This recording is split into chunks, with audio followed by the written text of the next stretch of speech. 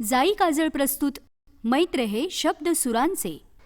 जागून ज्याची वाट पाहिली रसिक हो, अमरलता, साहिरनामा, रहे न रहे हम असे अत्यंत वेगळ्या धर्तीचे कार्यक्रम रसिकांसमोर सादर करून रसिकांना संगीत साक्षर बनवणाऱ्या गायिका डॉक्टर मृदुला दाढे आपला प्रवास उलगडत आहेत मैत्र हे शब्द सुरांचे या मालिकेत. कला सांभाळणं खूप कठीण आहे.